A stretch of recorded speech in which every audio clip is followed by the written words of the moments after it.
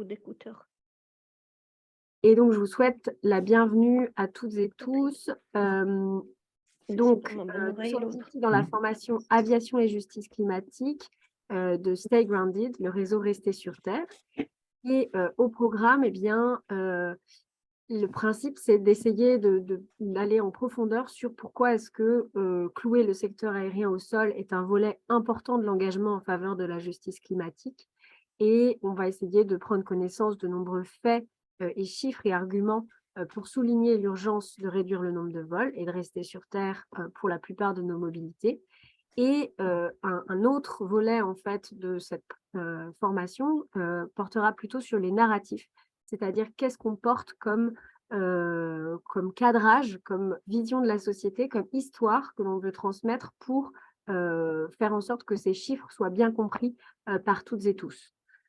Puisqu'en fait, ça ne suffit pas d'avoir des chiffres, aussi percutants soient-ils, si on n'a pas à côté un cadrage. Donc, c'est un peu l'objet de cette formation.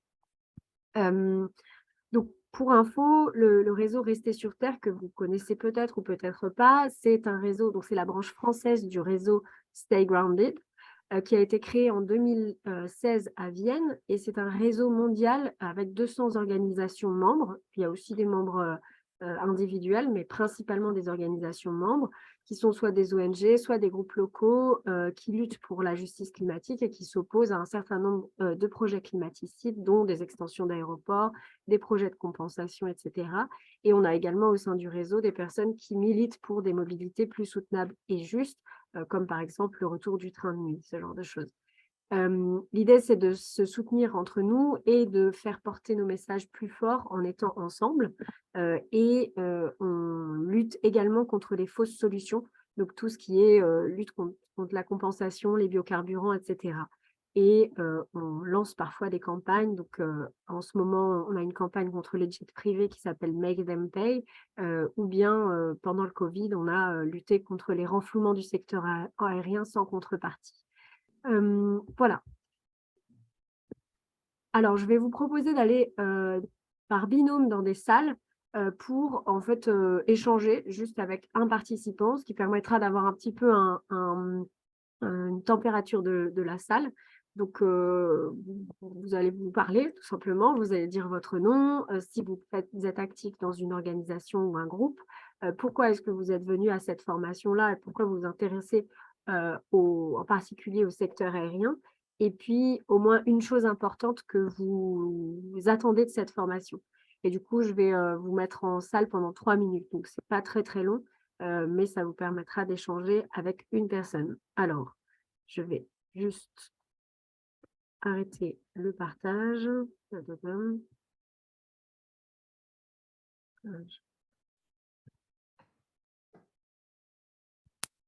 C'est parti.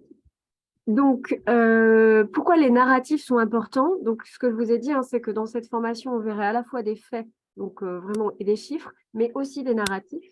Et en fait, c'est parce que les narratifs, ce sont des choses qui fondent en fait nos modes de pensée et nos discours sur le monde et qui donc influencent nos actions. Et on n'en est souvent même pas conscient. Il y a quelqu'un qui a un micro allumé. Est-ce que c'est possible de le couper? Parce que ça me perturbe pas mal. Si tout le monde peut couper son micro. Et puis, quand vous voulez prendre la parole, mettez une étoile dans le chat. Merci beaucoup. Donc oui, les narratifs sont importants pour créer une vision du monde que l'on veut, en fait, vers lequel on veut aller. Et en fait, c'est super important de se dire qu'on est baigné quotidiennement dans des narratifs qui sont des narratifs dominants et qui vont nous influencer sans même qu'on s'en aperçoive. Le fait, par exemple, qu'on trouve normal qu'il y ait des écarts de salaire très importants entre des grands patrons et la personne qui est tout en bas de l'échelle, alors que peut-être il pourrait y avoir des écarts moins grands.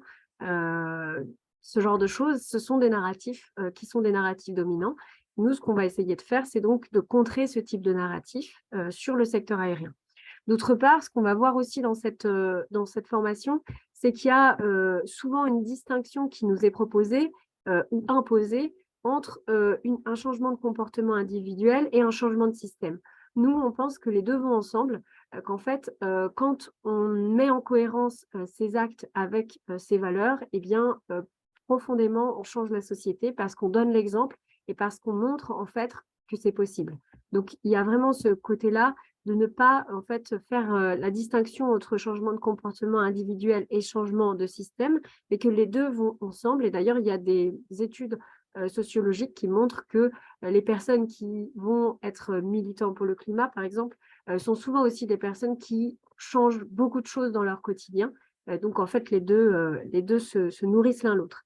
Et puis, par ailleurs, donc, le réseau Rester sur Terre aspire à un véritable changement social et à la justice climatique. On verra un peu tout ça plus tard.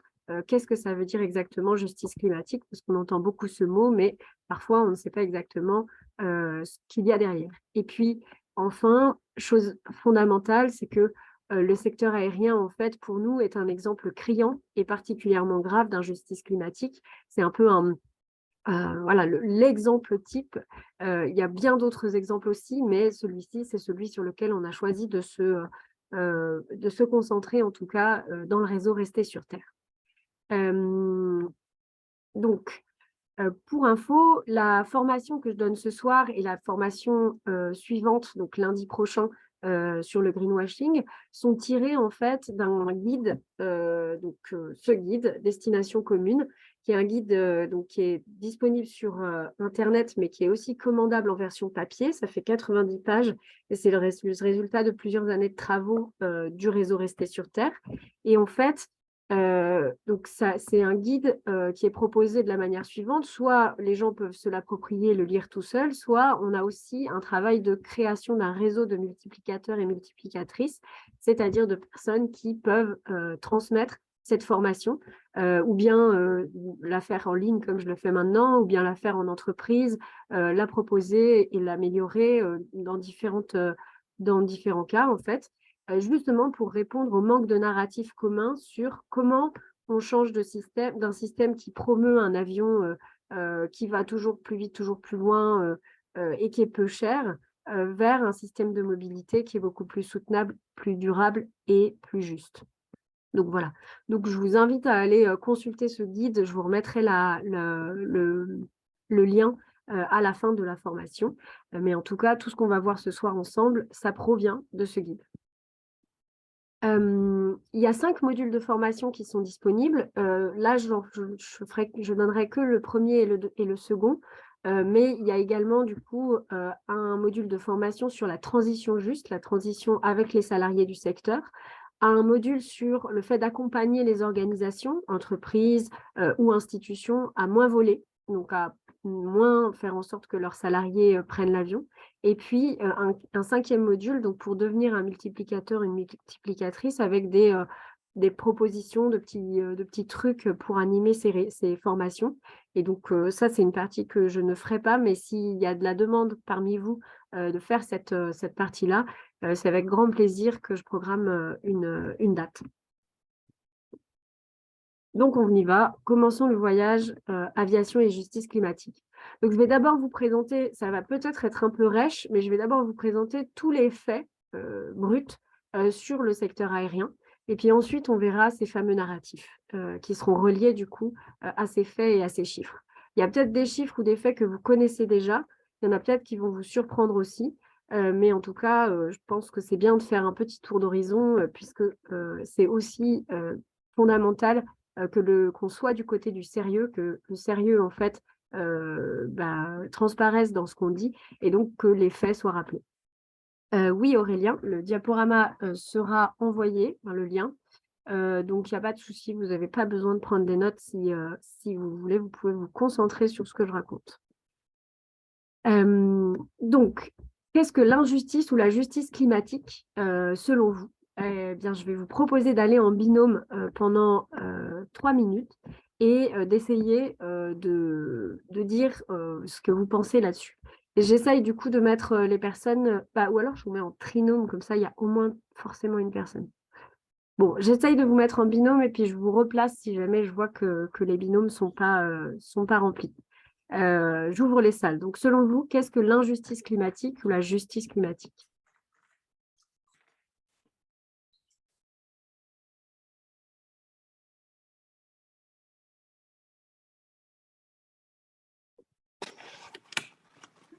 C'est quoi, selon vous, du coup, la justice climatique?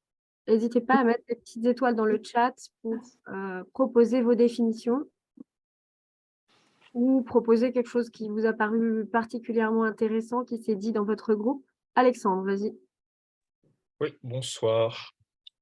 Alors, sans définition précise de la justice climatique, ce que je trouvais intéressant, c'est de dire qu'il y a plusieurs aspects. Premièrement, le fait que ce sont peut-être ceux qui en font le moins, ceux qui émettent le moins, ceux qui polluent le moins, qui vont subir le plus, malheureusement. Et ça, en tout cas pour moi, c'est aussi lié à un manque de reconnaissance des impacts pour ces communautés-là, que ce soit les plus pauvres à l'intérieur au sein du pays ou que ce soit même les États les plus pauvres en général qui sont souvent les moins visibles. Et ça se retranscrit aussi niveau participation politique dans le sens où les espaces de discussion sont plutôt réservés aux plus puissants, aux plus riches et aux plus pollueurs. Donc, Merci. voilà. Ouais. Merci pour ce partage, Alexandre. D'autres retours des personnes qui souhaiteraient nous partager ce que vous avez dit en petit groupe? Donc, a priori, c'est vraiment ça, hein, la question, hein. C'est ceux qui polluent le moins vont être le plus touchés par les impacts du changement climatique et ont le moins, en fait, le pouvoir de faire changer les choses. Et elles souffrent déjà des conséquences aussi, ça on peut le dire déjà, hein, un grand nombre de communautés dans le monde, en tout cas, souffrent des conséquences du changement climatique, alors que nous, on le voit venir, mais pas de manière totalement aussi dévastatrice ou rapide. Et plus on est riche, plus on peut s'en prémunir aussi. Donc il y a une double injustice. Et par ailleurs, il y a Alexandre le disait bien, il y a un gros problème dans le fait que les pays du Nord qui ont le plus contribué au changement climatique vont pas forcément payer les contreparties qu'ils devraient payer dans le cadre de l'accord de Paris et vont continuer à polluer comme avant sans aider ces communautés-là. Voilà. Donc, c'est un peu la même chose avec l'avion, en fait. Pourquoi on prend ça? Parce qu'effectivement, l'avion va être un parangon de cette injustice climatique. Et en l'occurrence, nous, non, pardon. Nous, ce qu'on essaye de montrer, c'est que donc, on prend nos racines dans le mouvement pour la justice environnementale.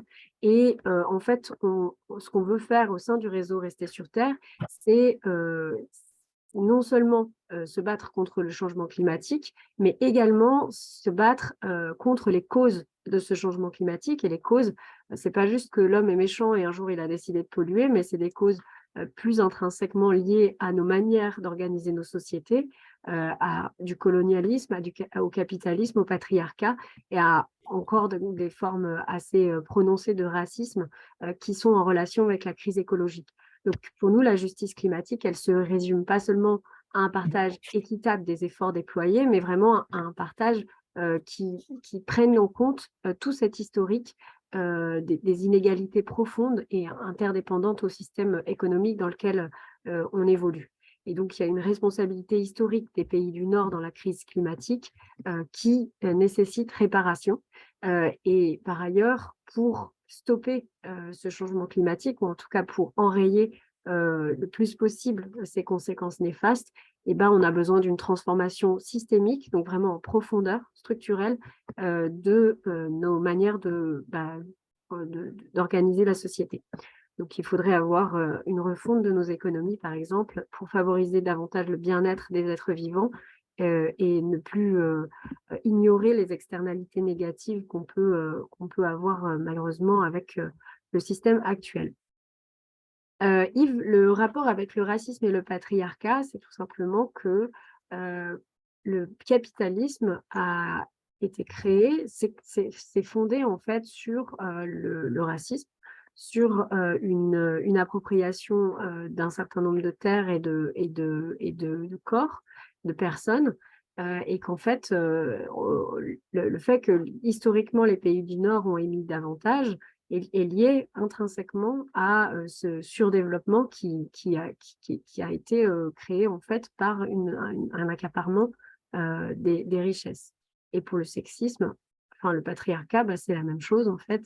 Il y a énormément de travail dissimulé ou d'esclavage, voire carrément en lien avec la condition des femmes, qui est une condition qu'on nous fait croire, enfin, on nous fait croire qu'elle est naturelle, qu'elle est normale.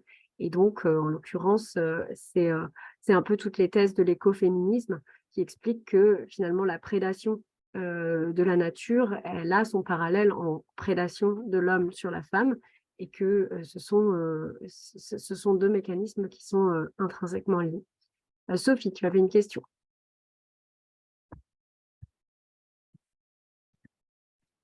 Oui, on m'entend? Oui. D'accord, ok. Ouais, en fait, non, c'était juste pour intervenir. Nous, pour les 27 États membres de l'Union européenne, en fait, nous, actuellement, notre modèle économique, il repose comment dire, j'ai un trou de mémoire, du coup, je suis perturbée par ce que je voulais dire. Notre modèle économique repose par les statuts de la création de l'Union européenne. Et dès lors que l'on indique qu'il y a libre circulation des biens, libre circulation des services, libre circulation des capitaux et que les États sont là uniquement pour ne pas entraver la libre circulation de ce que je viens de dire, on voit bien qu'on est sans limite puisque l'État ne peut plus quelque part indiquer sa propre politique puisqu'elle-même est dictée par l'Union européenne. Oui, je vois. Bah, ouais, ça s'éloigne un petit peu du sujet que je voulais vous présenter là pour le coup, mais on peut en reparler si on a le temps au moment des questions sur la question de comment on fait au sein de l'Union européenne pour faire évoluer tout ça. Mais merci en tout cas Sophie d'apporter ce point. Je vais avancer pour essayer d'avancer. Donc voilà, ce que j'expliquais par rapport à la responsabilité des pays du Nord, c'est qu'on nous dit souvent oui, mais la France, c'est que 1% des émissions ou je ne sais pas combien. Cet argument, il est fallacieux à deux titres. D'une part, 1% des émissions, c'est déjà énorme. En fait, c'est tous les 1% mis bout à bout qu'il va falloir enlever. C'est pas voilà, c'est pas comme ça que ça marche, quoi. Si tout le monde dit je fais juste 1%, ben ça ne peut pas fonctionner. Et par ailleurs, les pays du Nord ont été les premiers à s'être industrialisés et donc ils ont amassé un certain nombre de richesses et pollué plus que de raison, beaucoup plus que d'autres pays. Et en l'occurrence, historiquement, les pays du Nord sont donc responsables de 92% des émissions de gaz à effet de serre au-delà de la limite planétaire qui était fixée à 350 ppm. Donc voilà, donc c'est important de le rappeler pour montrer qu'en fait, quand on nous dit oui, il faut d'abord que ce soit les Chinois qui commencent à réduire leurs émissions, bah, en l'occurrence, les Chinois, ils ont pas pollué autant que nous, historiquement. Et par ailleurs, les émissions de la Chine sont aussi liées à des émissions, d'une part, d'un grand nombre de personnes. Donc, ramener par personne, ça n'est pas tant que ça. Et en plus, la Chine produit énormément de biens qui sont consommés dans nos pays à nous. Donc, la Chine a également, en fait, un bilan carbone qui est lié à nos consommations à nous et qui, en fait, nous reviendrait.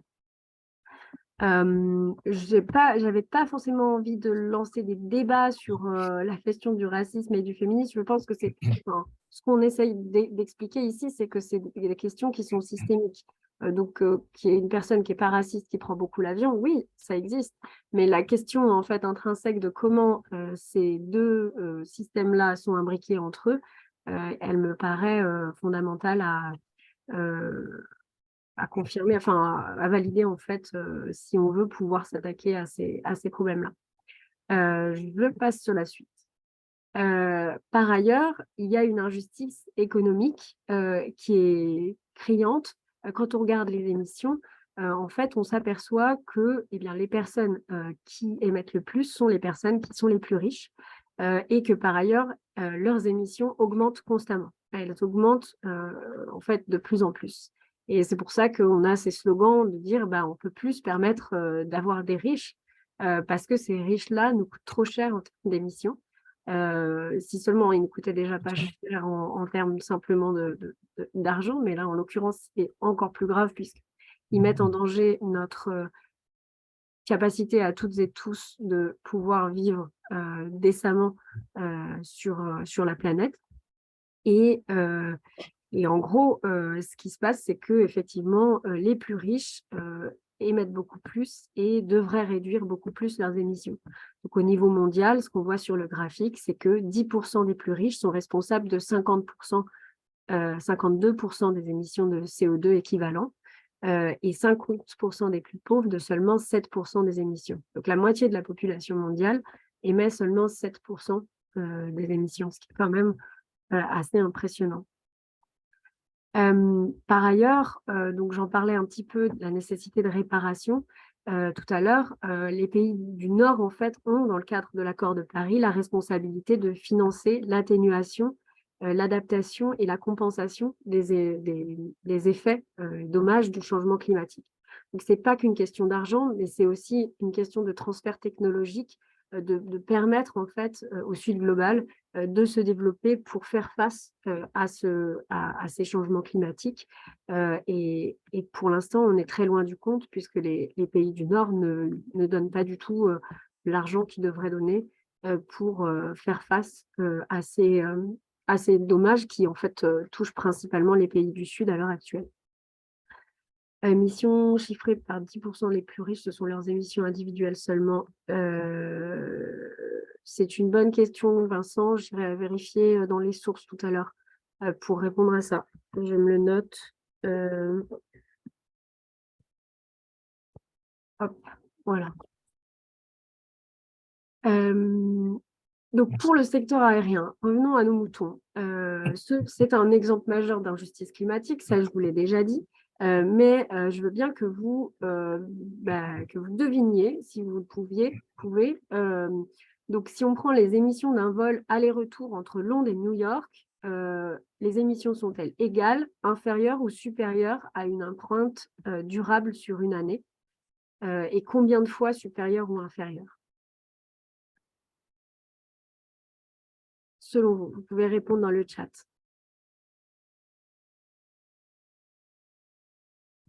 Environ égal, 2 fois supérieur, largement.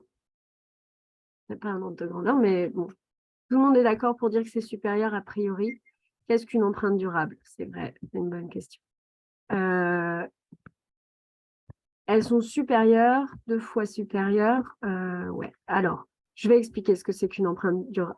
Une empreinte durable, c'est une empreinte où en fait le système Terre pourrait compenser les émissions et faire en sorte qu'on ne soit pas, en fait, on n'ait pas de réchauffement induit. 2 tonnes environ, donc égal. Supérieur, un aller-retour environ 1 tonne, 1 tonne 5, inférieur à 2 tonnes. Ouais. Et ben, nous, on estime à Stay Grounded, et c'est très sérieux, vous pouvez aller chercher toutes les sources dans le guide, qu'un vol génère 5 fois plus d'émissions que les limites d'une empreinte durable. Parce que nous, l'empreinte durable, on va la définir à beaucoup moins que 2 tonnes. En fait, on la définit à 0,7 tonnes. D'une part parce que le 2 tonnes, il a été beaucoup popularisé, mais en fait, comme on ne respecte pas nos émissions, enfin nos engagements climat chaque année, au fur et à mesure, le seuil, il s'abaisse. Et d'autre part, donc le 2 tonnes, en fait, il est déjà plus valide. Et d'autre part, les effets les émissions de l'avion sont des émissions qui ne sont pas que dues au CO2, on le reverra un peu après. En fait, on a les émissions de CO2, bien sûr, mais il y a aussi des effets hors CO2 qui constituent 2 à 3 fois plus en fait, d'effets réchauffants que le CO2 tout seul. Donc, en équivalent CO2, eh bien, on est autour de 5 fois plus d'émissions que les limites d'une empreinte durable. Voilà. Et pour la deuxième question, manger vegan pendant 1 an ou ne pas prendre un vol de Londres à New York, selon vous, laquelle de ces mesures permet de réduire le plus ces émissions? Quel est l'ordre de grandeur entre les deux? Manger vegan, c'est plus du coup, Wilfried, ou l'avion? Ouais, manger vegan, c'est plus, selon toi. Ok, vegan est supérieur à avion. L'avion, ah, vous n'êtes pas tous d'accord ici. Ok. Eh bien, l'ordre de grandeur, c'est ne pas prendre un vol permet d'économiser, donc un vol transatlantique, hein, pas un vol court, mais bon, quand même, c'est permet d'économiser plus de 4 fois plus d'émissions que de manger vegan pendant 1 an, a priori. Et je vais vous montrer ici le graphique qui est peut-être plus simple. C'est donc un mode de vie en fait limitant l'élévation des températures à 1,5 degré n'est pas, ça nécessiterait d'être à moins de 0,7 tonnes, donc avec la cible 2050.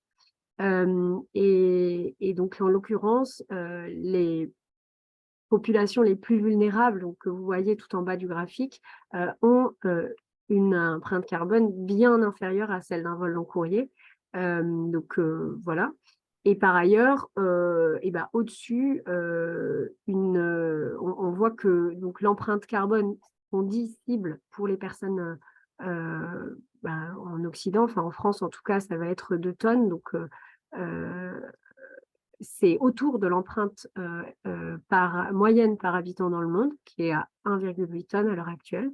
Et on voit que du coup, les émissions d'un long courrier aller-retour Londres-New York, elles sont autour de 3,4 tonnes en équivalent CO2 à chaque fois. Tous ces chiffres sont en équivalent CO2, ce n'est pas que du CO2. Marie, le graphique, je suis en train de le projeter. Je ne vois pas trop le problème. Je ne sais pas. Tout le monde voit mon écran? Ouais, je te vois toi. Bah, Je vois l'écran, pas de problème. ok. Je pense que il y a peut-être dans tes réglages, Marie, le fait de afficher en haut à droite. Martial nous dit. Merci Martial pour ce conseil. Tu peux essayer, Marie. Donc voilà. Donc grosso modo, prendre l'avion, c'est pas un petit geste pour le climat. C'est un geste relativement, enfin très significatif en fait.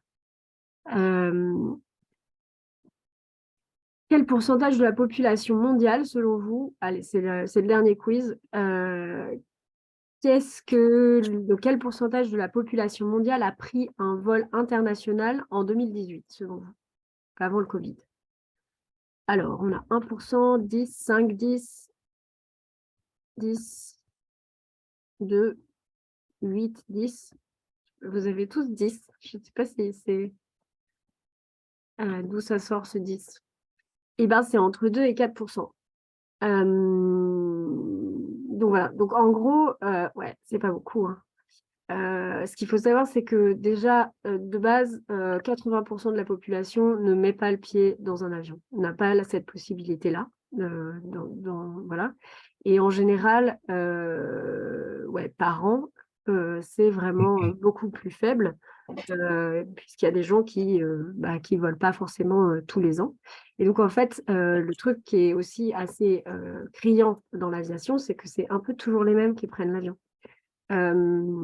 Voilà. Donc, grosso modo, les 10% les plus riches consomment 75% de l'énergie utilisée dans le transport aérien. Et même au sein des pays riches, en fait, seule une minorité prend l'avion.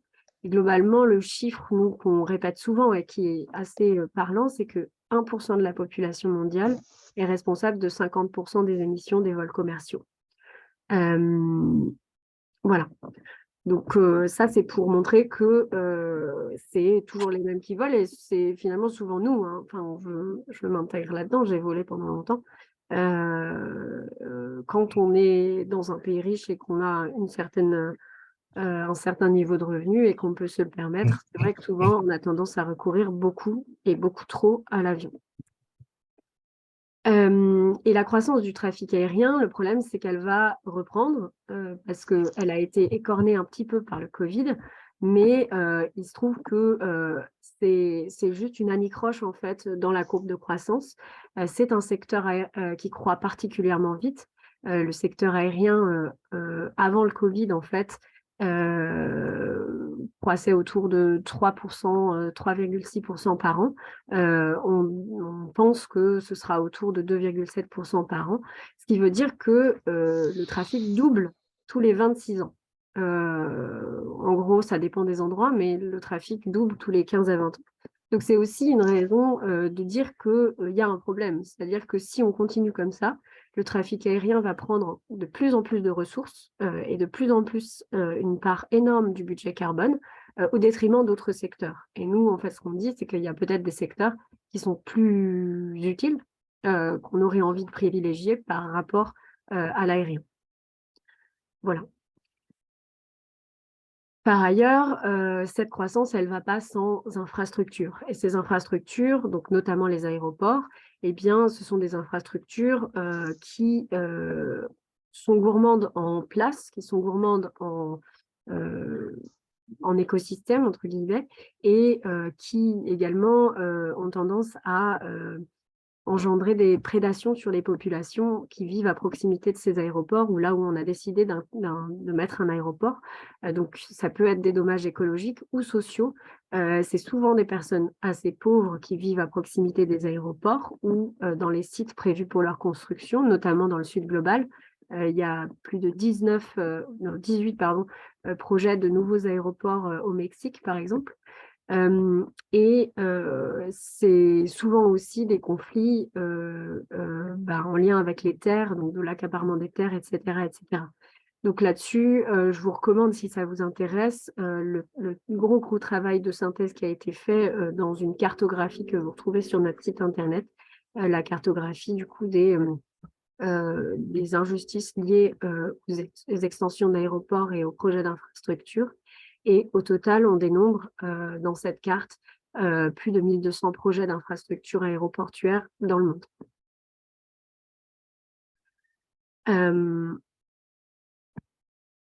Donc, l'impact écologique, je vous le disais tout à l'heure, il n'y a pas que le CO2 qui compte. Il y a également donc des effets qu'on dit hors CO2.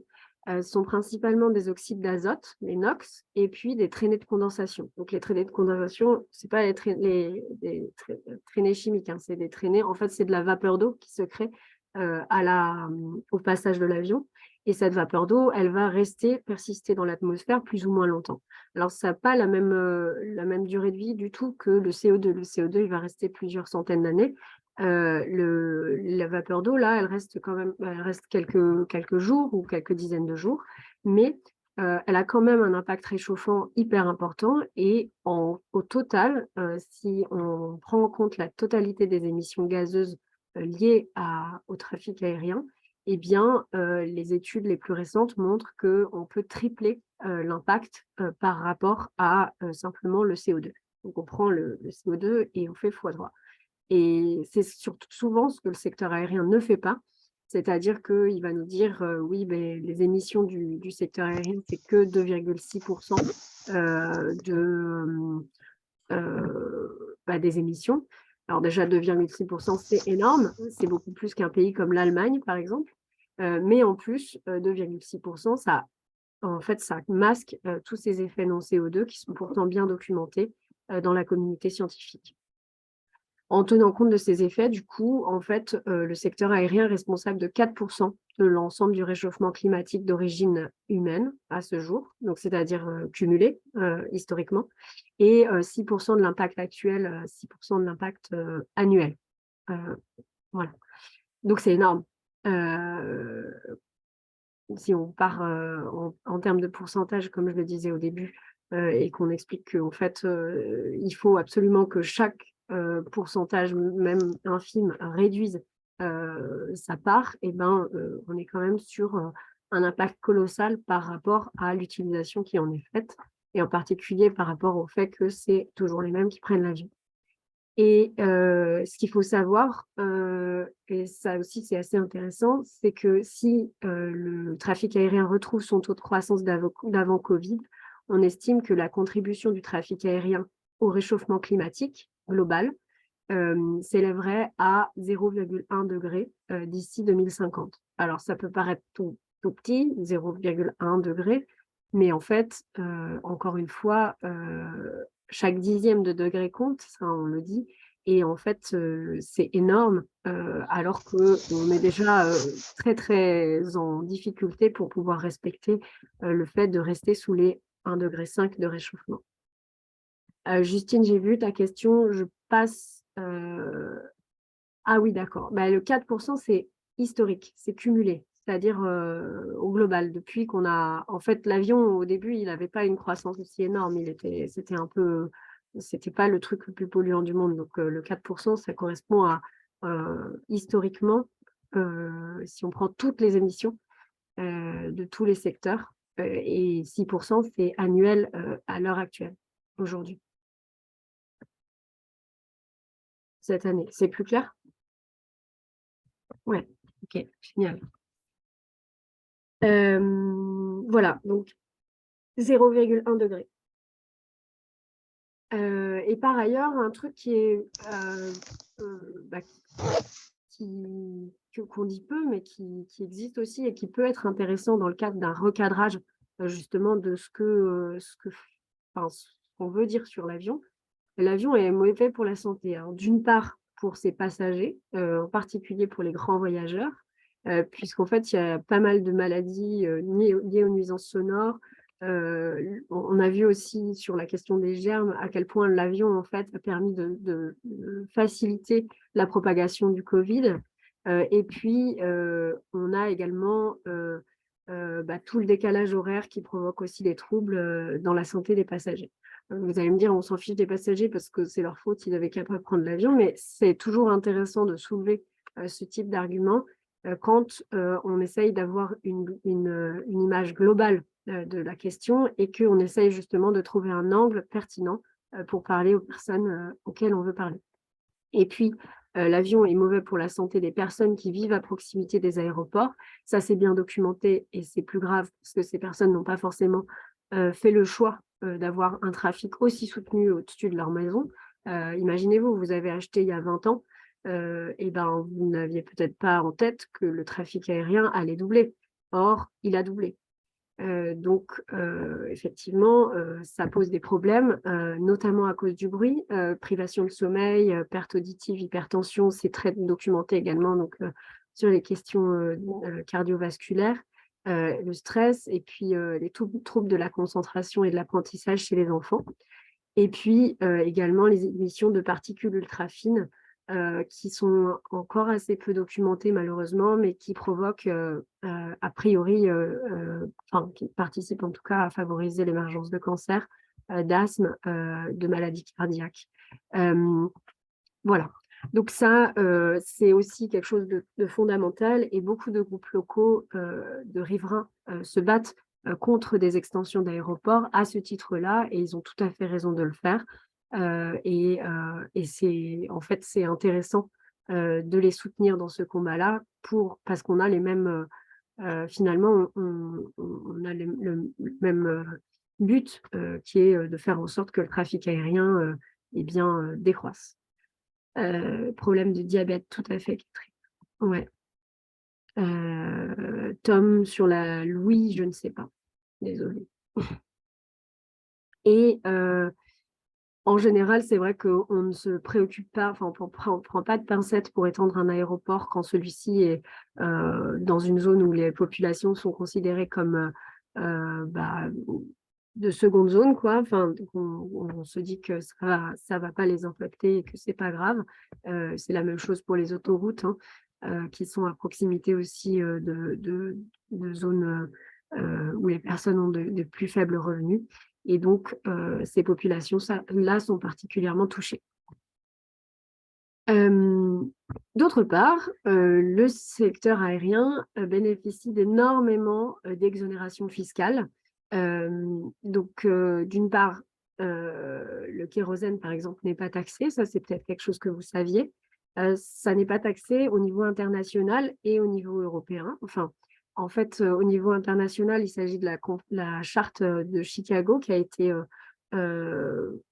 ratifiée après-guerre pour permettre justement au peuple, après la Seconde Guerre mondiale, pour permettre au peuple de se retrouver. Il y avait une espèce de narratif comme ça dans le vent qui était de dire que si les gens se rencontraient davantage, il y aurait moins de guerre, peut-être. Mais le problème, c'est que ce kérosène qui n'est pas taxé au niveau mondial peut être taxé localement. Aux États-Unis, par exemple, le kérosène est taxé pour les vols intérieurs. Et en France et en Europe, ça n'est pas le cas. Et on se cache derrière ce truc de ça n'est pas taxé au niveau international, donc on ne le fait pas. Mais en l'occurrence, ce serait tout à fait possible et c'est qu'une question de choix politique de taxer le kérosène, au moins pour les vols intérieurs. Voilà. Et puis, il y a eu également des renflouements massifs en réponse au Covid qui ont été assez impressionnants, puisque 38 milliards d'euros simplement pour l'Union européenne ont été fournis aux compagnies. Alors, ce n'est pas forcément quelque chose de mauvais en soi, parce que c'était indispensable de soutenir les travailleurs dans cette période-là. Seulement, ces renflouements se sont faits sans contrepartie ni sociale ni environnementale.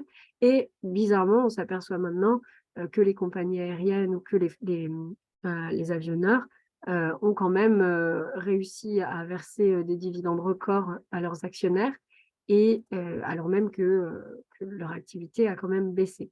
Donc, il y a vraiment quelque chose de très problématique dans la manière dont ce secteur-là en particulier est soutenu, alors que d'autres secteurs le sont moins, et que, par exemple, l'essence, le diesel sont taxés quand même de manière significative. Et merci Wilfried, oui, pour le rappel du documentaire Sur le front d'Hugo Clément, qui explique la différence de prix entre le billet d'avion et le billet de train. Voilà.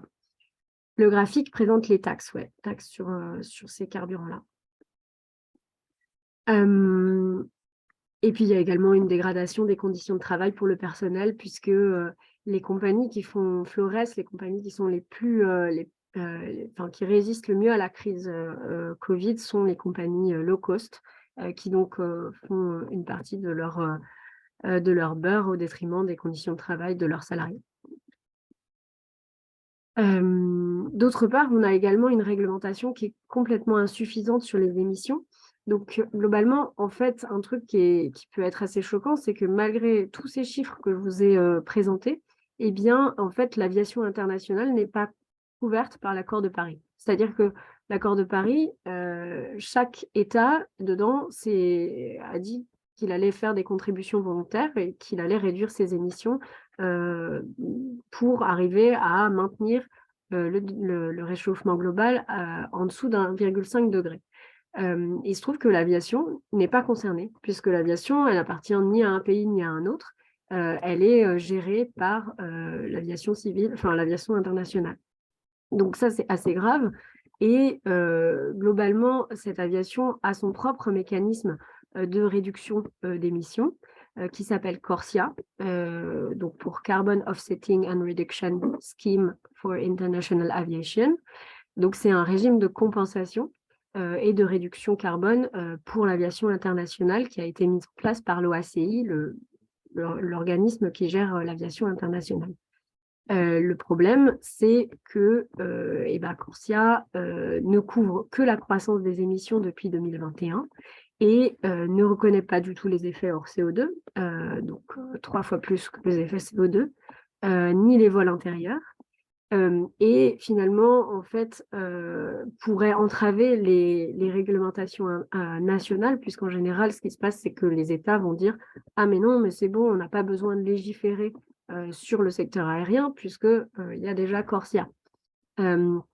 Et par ailleurs, en fait, c'est basé aussi sur les compensations. Et les compensations, on verra que c'est encore une vaste blague.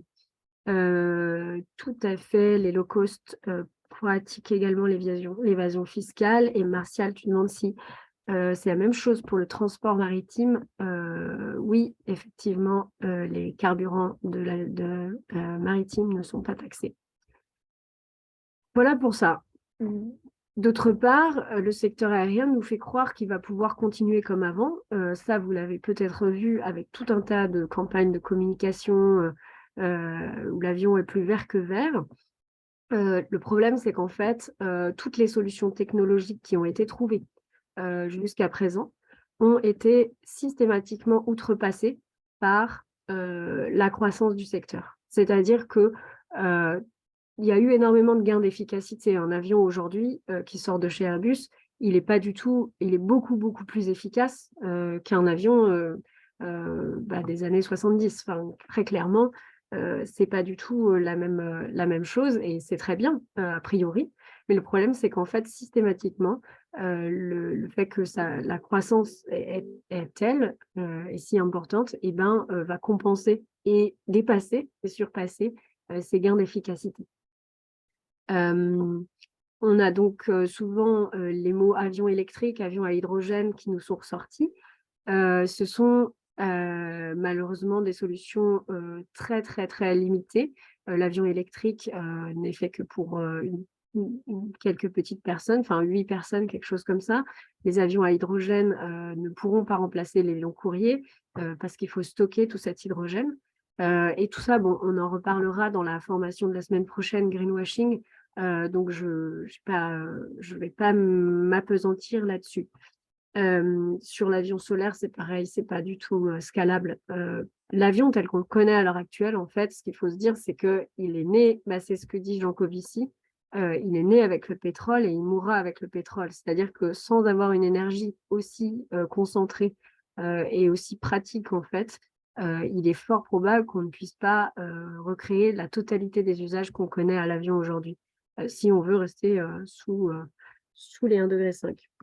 Et oui, malheureusement, les taxis volants, ce n'est pas seulement un mythe ou une lubie d'un ancien ministre, c'est quelque chose de très vrai et qui est en train d'arriver par la grande porte grâce ou à cause des JO de 2022. On pourra en reparler après si vous voulez. Sur le greenwashing, donc sinon on nous parle aussi des agrocarburants ou des carburants alternatifs. Et en général, ils vont pas sans problème. Donc, ils engendrent beaucoup de déforestation, des déplacements de population, des conflits locaux. Et là encore, en fait, ils ne sont pas scalables. C'est-à-dire qu'on ne peut pas en produire suffisamment. Ou alors, on a des concurrences d'usage avec l'alimentation qui sont très importants. Et donc, à un moment donné, quand on n'aura pas assez de terre pour nourrir tout le monde, qu'est-ce qu'on fera? On choisira de quand même faire des cultures pour pouvoir faire voler nos avions. Ça pose d'énormes problèmes éthiques à ce niveau-là. Et la compensation, donc plus globalement, c'est donc le fait de planter des arbres ou d'avoir un projet qui réduit les émissions. C'est très souvent en fait une gigantesque arnaque puisque il n'y a aucune réduction réelle des émissions et en fait on vend simplement un droit à polluer. Voilà, donc ça c'est pour la compensation. Je passe là ici parce qu'on va aller un peu plus vite. Alors, j'arrive pas à lire tous vos commentaires, mais oui, donc les drones également. En gain d'efficacité, les avions hélices sont 2 fois plus économes que les jets, mais Airbus, ouais. Oui, il y a aussi ce type de... Mais en fait, les gains d'efficacité, souvent, ils sont dépassés par un effet rebond parce que justement, l'effet rebond ne serait pas favorable au secteur d'un point de vue économique. C'est là, en fait, tout le problème. C'est la manière dont on fonctionne économiquement, encore une fois. Et bref, pour conclure sur cette partie-là, sur ces faits, l'avion vert, on nous dit qu'il va y avoir un avion vert, globalement, dans tous les cas, s'il est créé, il arrivera trop tard pour maintenir l'élévation de température à 1,5 degré, puisque pour l'avion à hydrogène, par exemple, indépendamment du fait qu'il ne peut pas couvrir tous les besoins, si jamais il voyait le jour, selon Airbus, ce ne serait pas avant 2035. Et ensuite, il faut 15 ans pour renouveler la totalité des flottes. Donc, ça nous mène en 2050. On n'a pas le temps, en fait. C'est dès maintenant qu'il faut réduire nos émissions et que tous les secteurs doivent faire leur part. Et c'est pour ça que ces arguments-là sont fallacieux. C'est parce qu'ils permettent au secteur aérien de nous faire croire qu'il peut continuer à polluer comme avant parce qu'il aura la solution en 2035. Or, rien n'est moins sûr.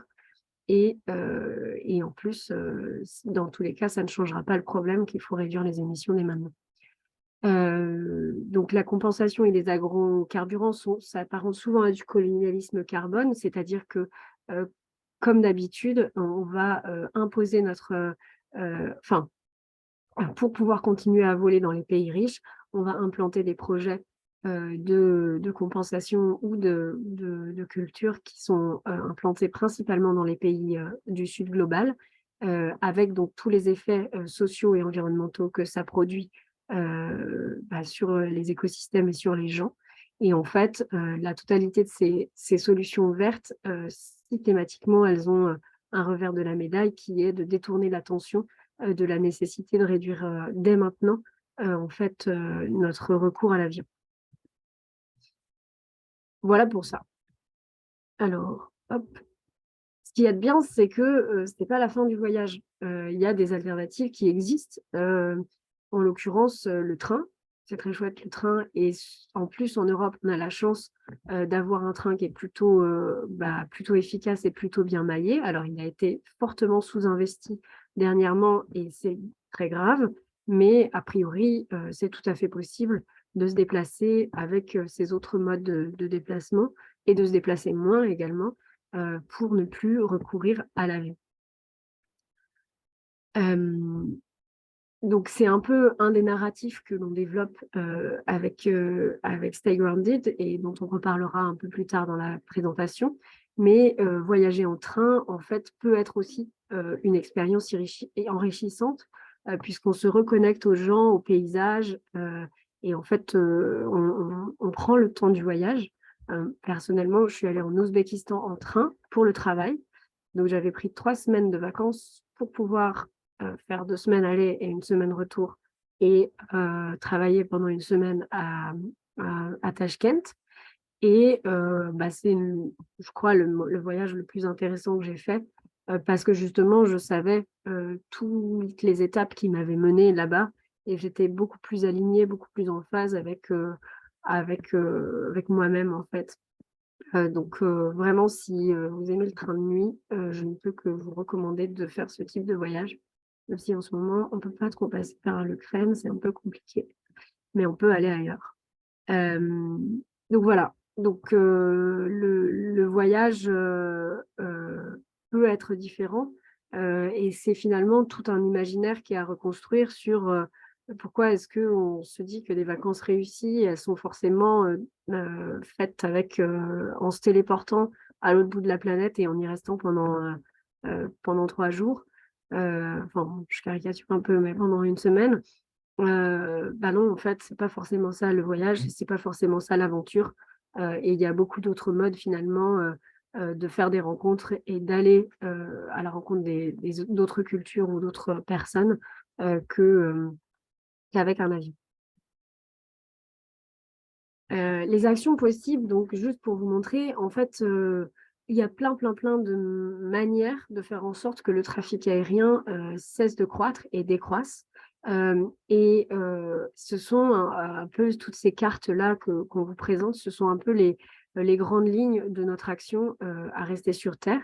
Donc, on travaille à lutter contre les extensions d'aéroports, à essayer d'interdire des programmes de fidélisation, à promouvoir une taxation plus importante du secteur aérien, etc., etc. Donc, toutes ces actions-là sont des actions possibles.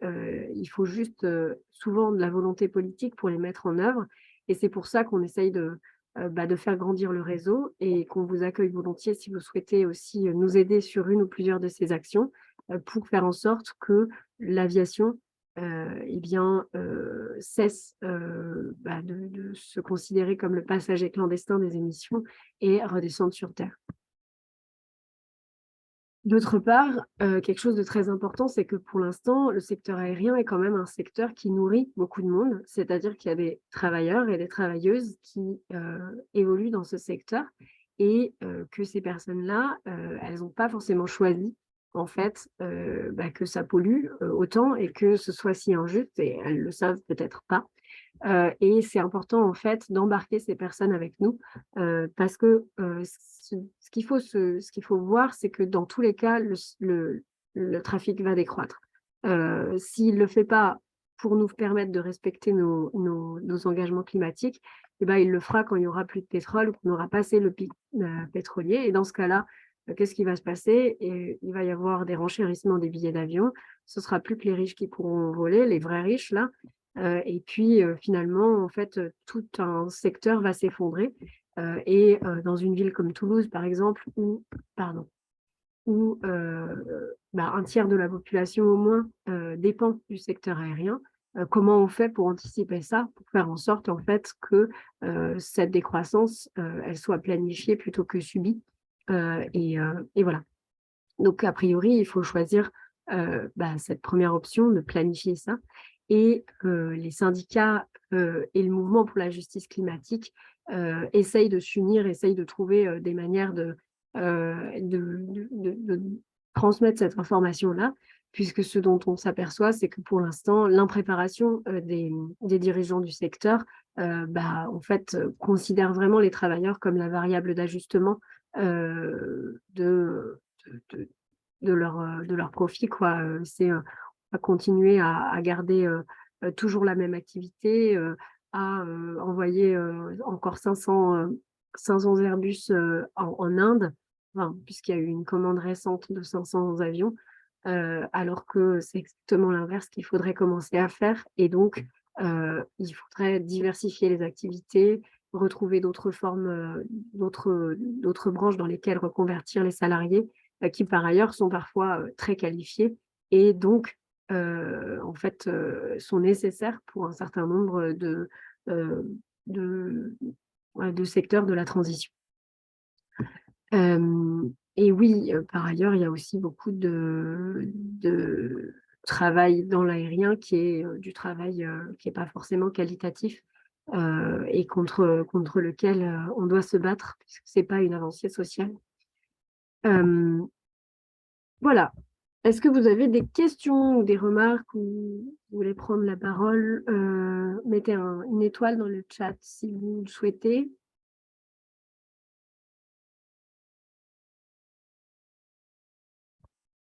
Non, ça va? Tout va bien jusqu'ici? Ok. Eh ben, on va passer à la suite du coup.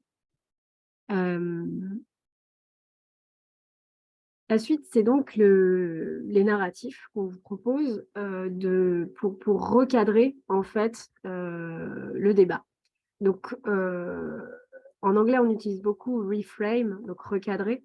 Là, en français, c'est vrai que la traduction ne marche pas toujours bien. Donc, ça ne veut pas dire recadrer dans le sens de réprimander ou quoi. C'est juste mettre le cadre là où on veut le poser, faire un focus sur les éléments qui nous paraissent les éléments en fait signifiants dans cette histoire-là que nous raconte le secteur aérien. Le problème, c'est que le secteur aérien nous raconte souvent une histoire très enjolivée où, en fait, on va permettre aux gens de partir en vacances et de se détendre, on va permettre aux gens de rencontrer d'autres cultures. Et en fait, la totalité des effets néfastes de l'aviation que je viens de présenter, complètement occultée par ce narratif-là de l'avion, c'est beau, l'avion, c'est chouette, l'avion, c'est finalement un progrès humain. Donc voilà, comme je vous le disais, tous ces narratifs, cette explication de comment les narratifs ont été élaborés et également des histoires sur le trafic aérien, sur comment certains projets de reforestation ou de compensation qui affectent des communautés, etc. Tout ça est dans ce guide Destination commune dont je vous envoie le lien juste après dans le chat. Donc, que vous pouvez retrouver en PDF sur le site et également que vous pouvez commander si vous souhaitez avoir une version papier. Donc, pour ça, dans ce guide, ce qu'on se demande, c'est qu'est-ce qui est important dans notre communication, qu'est-ce qui fait qu'une histoire fonctionne ou qu'elle ne fonctionne pas. C'est-à-dire que là, si je dis comme ça à quelqu'un dans la rue, l'année dernière, seuls 2 à 4% de la population mondiale a pris l'avion, qu'est-ce que ça va lui faire à cette personne? Ça va peut-être rien lui faire parce que c'est un chiffre qui est complètement déconnecté d'une histoire, d'une réalité et en fait, d'un narratif. Donc, ce qu'on va essayer de faire là, c'est de trouver les bons angles pour parler aux gens de ces faits que nous, qu'on connaît et qui nous ont marqués.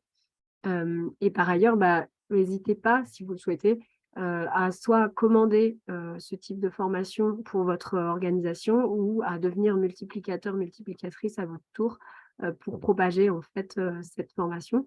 Parce que donc c'est plutôt pour un public averti, mais l'avantage, c'est qu'elle permet aussi de se faire connaître, de recruter de nouvelles personnes et de changer en fait le regard qu'on porte sur l'aviation. Un petit exemple pour vous dire comment c'est puissant. Mais voilà, on fait une enquête et on dit qu'une patiente souffre d'une maladie rare et on demande aux personnes donc dans cette enquête de dire si oui ou non, a priori, il faudrait qu'elles subissent l'opération qui est délicate. Le groupe 1 reçoit l'information suivante. La probabilité que cette patiente survive est de 90%. Le groupe 2 reçoit l'information, la probabilité qu'elle décède est de 10%. Et je vous le donne en mille, évidemment, au sein du groupe 1, une majorité vote en faveur de l'opération, alors qu'au sein du groupe 2, une majorité vote contre. À votre avis, pourquoi? C'est le même chiffre, hein, du coup. La même probabilité, mais d'un côté, on présente les choses de manière positive et de l'autre de manière négative. Voilà, exactement. Et c'est ça qui est super important, c'est cette question du positif et du négatif. Et en fait, si on présente les choses de manière négative comme ceci, forcément, on aura des réponses négatives.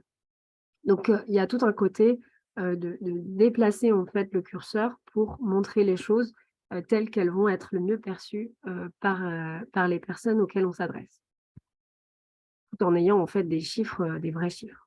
Donc, dans le guide, ce qu'on fait, c'est qu'on explique ce qu'est un narratif. Donc, un narratif, pour nous, c'est une série d'histoires qui s'articulent autour de certaines idées et croyances centrales. Donc, il y a vraiment, le terme croyance est important. C'est pas forcément basé que sur des faits. Par exemple, c'est l'exemple d'après, mais le fait que l'homme est toujours qu'il y a un sens à l'histoire et qu'on est toujours dans une dynamique de progrès, ça c'est une croyance. Ça n'est pas forcément étayé par des faits.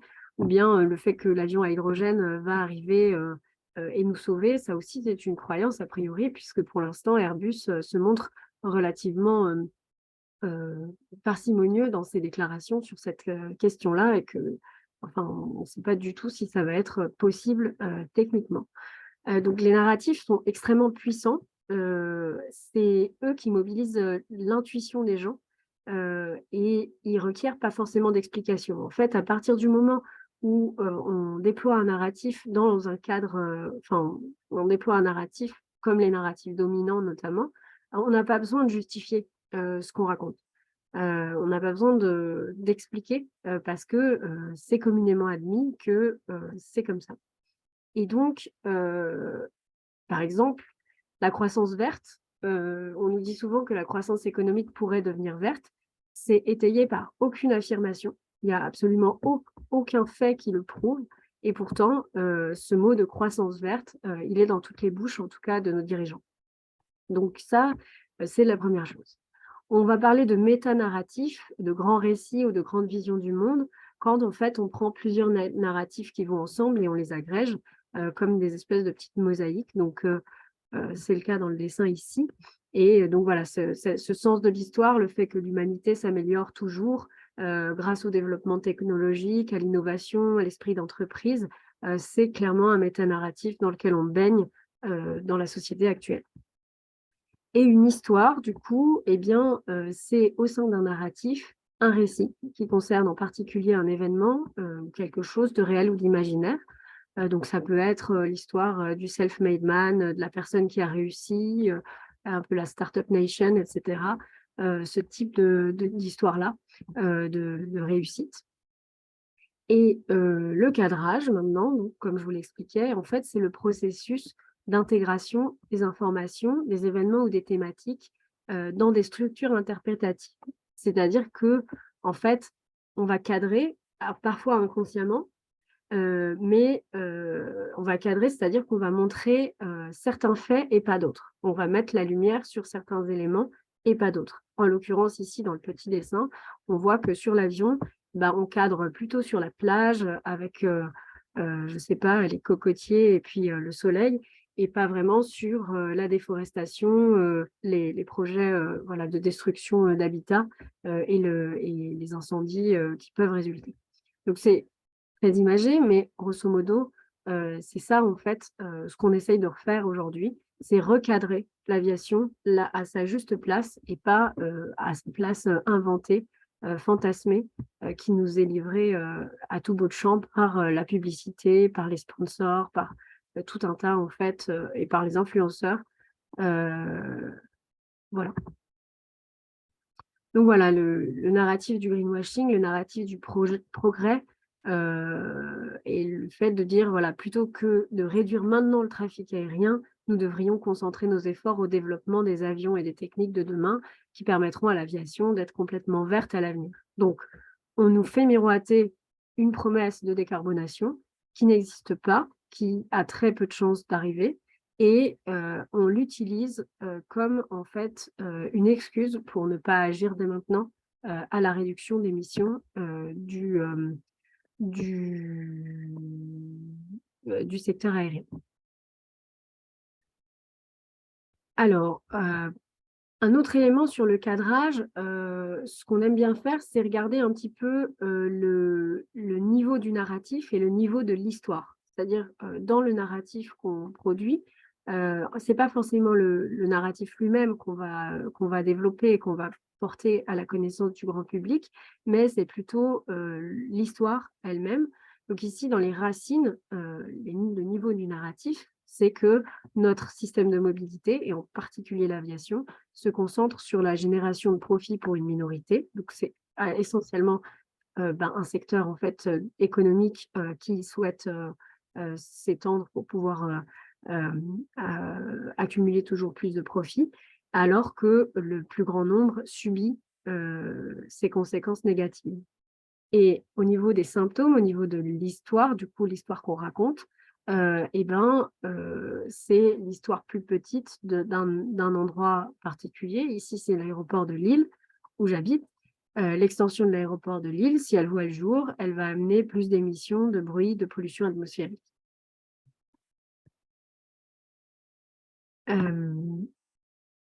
Donc voilà, les deux côtés.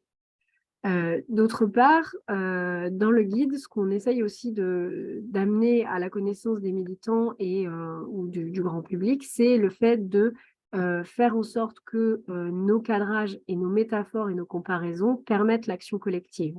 Donc, c'est une théorie assez pointue, mais qui est intéressante quand même à brosser rapidement ici. C'est que selon la théorie des cadres d'action collective, en fait, les mouvements sociaux, qu'est-ce qu'ils doivent faire? Ils doivent convaincre des gens. Et comment on convainc des gens?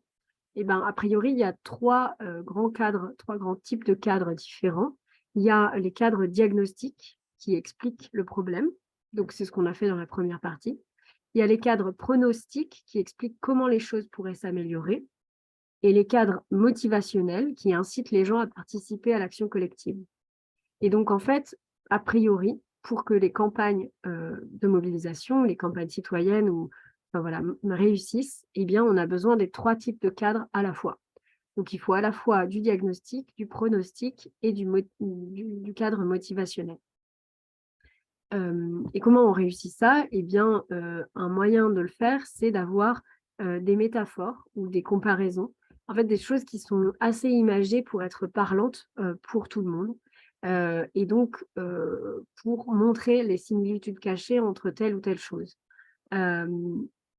les métaphores, en fait, c'est un truc assez important, mais on croit souvent que c'est un procédé stylistique, que c'est juste pour faire joli. Mais en fait, ça a aussi une influence au niveau cognitif. Et ça, c'est notamment expliqué par Georges Lakoff dans son... Enfin, je vous recommande ce bouquin. Moi, je l'ai découvert grâce à cette formation. Mais si jamais vous avez envie de lire un peu plus sur cette histoire de cadrage, Georges Lakoff a écrit « Don't think of an elephant », donc ne pensez pas à un éléphant. Et en fait, il explique en sciences cognitives que justement, un gros travail de cadrage a été fait par la droite conservatrice américaine qui lui a permis d'être d'avoir beaucoup de succès dans les élections ces dernières années, alors que la gauche et le camp progressiste peinent à trouver un second souffle et il montre un certain nombre de mécanismes dans des campagnes électorales ou chez George Bush, et c'est hyper intéressant. Voilà. Et donc, tout ça pour vous dire que en fait, les métaphores, les comparaisons, c'est pas seulement pour faire joli, mais c'est en fait les grands récits et les grandes... c'est les grands éléments qui permettent de percevoir la vision qui est derrière un discours. Par exemple, si on prend, je sais pas, une expression, le temps c'est de l'argent, bon ben, ça dit quelque chose tout de suite aux gens, et parce que le temps peut être dépensé ou gaspillé, enfin, il y a ce truc-là. Et il y a tout le récit dominant autour de la réussite, des personnes qui n'ont pas le temps, de Jean-Baptiste Djebari, je ne sais pas si vous l'avez vu, qui, dans Complément d'enquête sur les jets privés, disait les apôtres de la lenteur n'ont rien compris parce qu'il y a des gens dont le temps est plus précieux que d'autres. Outre le mépris de classe assez colossal dont il a fait preuve dans cette interview, on constate vraiment en fait que ça irrigue en fait toute la pensée de ces gens-là, de dire que voilà, il y a des personnes dont le temps est beaucoup plus précieux que d'autres. Donc voilà, donc globalement, pour vous dire que quand on utilise des métaphores ou des comparaisons, elles peuvent être très pertinentes et beaucoup plus parlantes qu'un très long paragraphe. Voilà. Et par ailleurs, du coup, le recadrage, c'est juste pour vous dire qu'en fait, l'idée aussi qu'on essaye, et on n'a pas forcément la solution tout de suite, mais l'idée qu'on essaye de faire percoler grâce à cette formation, c'est de dire qu'on ne peut pas aller vers un monde différent où les mobilités sont plus justes et plus soutenables si on n'a pas déjà préalablement imaginé un petit peu à quoi ressemblerait ce monde. Et pour changer le monde, souvent, en fait, on doit être capable d'identifier les façons dont il peut être différent.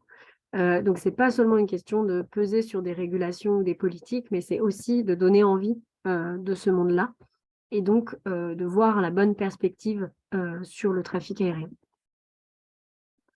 Donc, les deux grandes métaphores qu'on a développées dans le guide, je vous les cite rapidement. Il y en a une, c'est guider l'aviation vers un atterrissage en douceur. Donc, c'est la question de la sécurité, en fait. Essayer d'expliquer que si on ne fait pas cette transition, eh bien, il y a en fait, des grandes incertitudes. Et quel pilote d'avion dirait à ses passagers on va décoller, mais il n'y a que 50% de chances qu'on atterrisse. Absolument personne ne monterait dans cet avion-là. Et là, c'est exactement pareil. Et ensuite, la question, donc la deuxième métaphore, c'est d'ouvrir des pistes pour une mobilité durable et une économie équitable. Et donc, c'est toute la question de comment on voyage différemment et en fait, d'expliquer que nos systèmes économiques de mobilité, ils ne sont pas immuables. Il y a toute une période où la voiture n'existait pas forcément, où elle n'avait pas pris un essor aussi dingue. Il y avait des transports en commun, où il y avait encore un peu il y avait, je ne sais pas si vous avez déjà vu ces images, mais des États-Unis où il y avait beaucoup de tramways et pas beaucoup de voitures. Et puis d'un coup, l'industrie automobile a complètement explosé et a façonné les villes à son image, souvent en démantelant justement les transports publics qui existaient pour pouvoir s'imposer comme la mobilité de tous et toutes.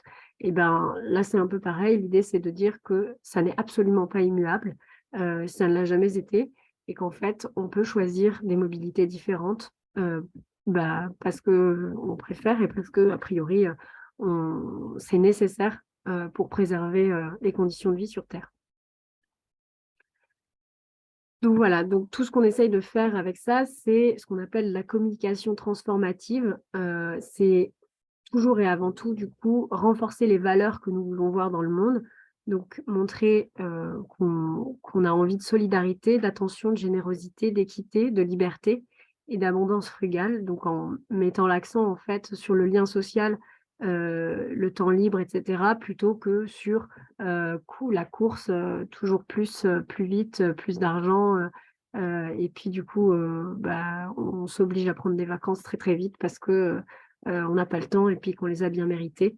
Mais en fait, finalement, c'est un projet de société plus global qu'on porte, même si on s'intéresse principalement au sujet du secteur aérien.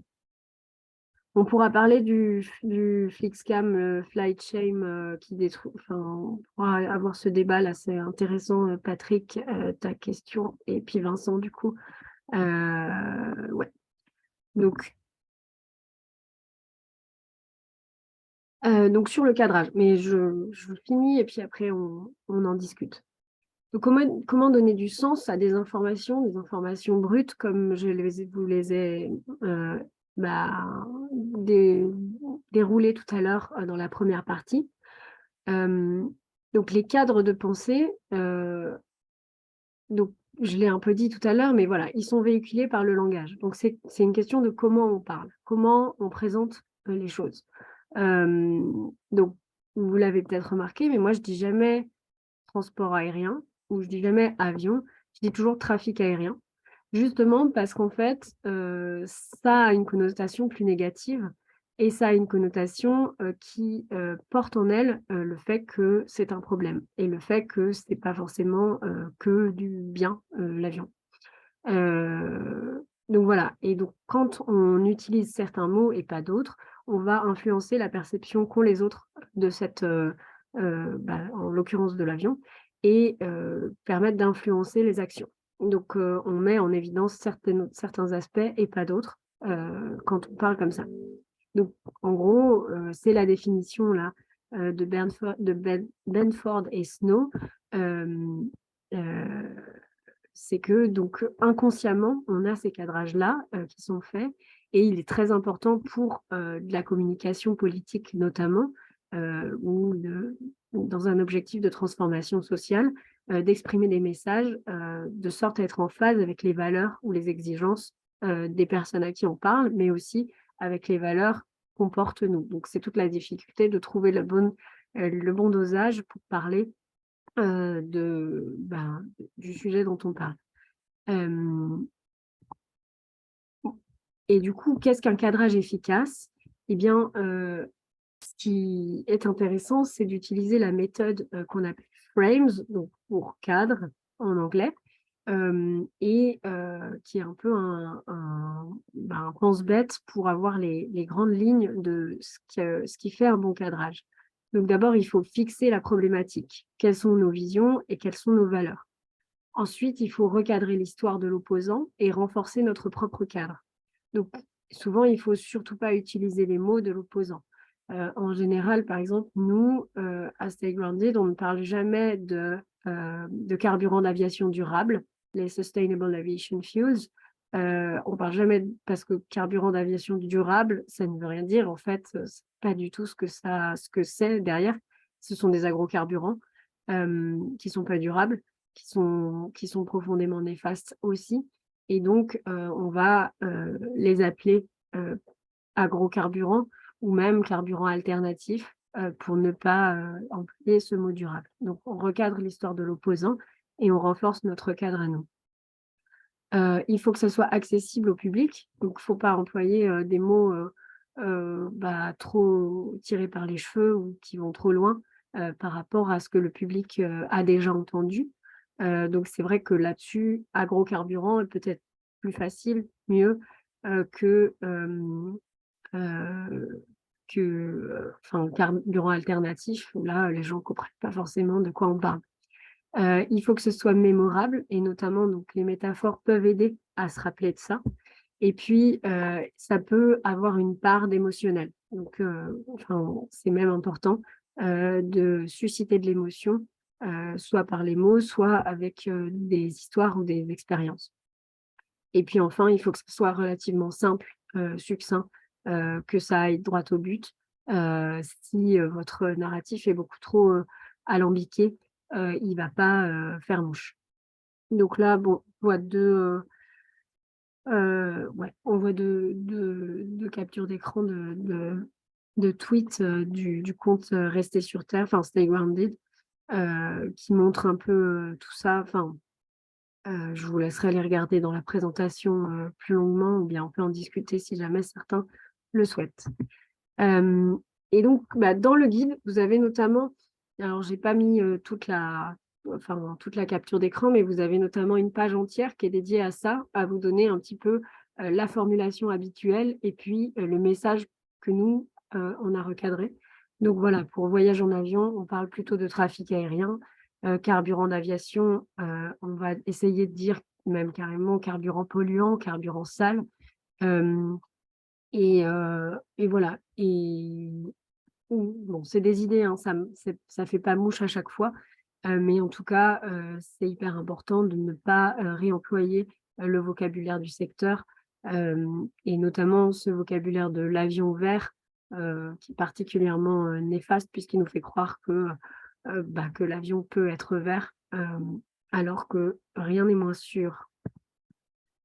Et un petit exemple pour finir de cadrage qui marche bien ici, c'est que vous voyez, quand on tape dans Google voyage en avion, et on a des super belles images avec des couchers de soleil et des palmiers et tout.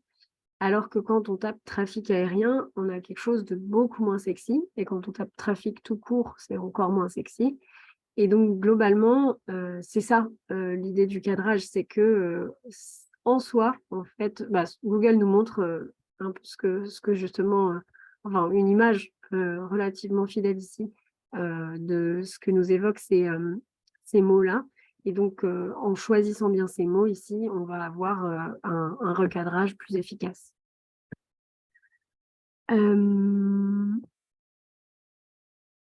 Alors, je vais prendre vos questions si vous voulez. On va pouvoir passer à une petite phase de questions. Alors, nécrocarburant, même encore plus juste, mais trop dur. C'est intéressant ce néologisme, pourquoi pas. Ouais, je ne sais pas s'il serait compris, mais pourquoi pas. Et du coup, oui, Patrick, avec le FlixCam, là, le Flight Shame, est-ce que tu voulais nous expliquer ce que tu entendais dans le chat? Ce serait intéressant de t'entendre peut-être.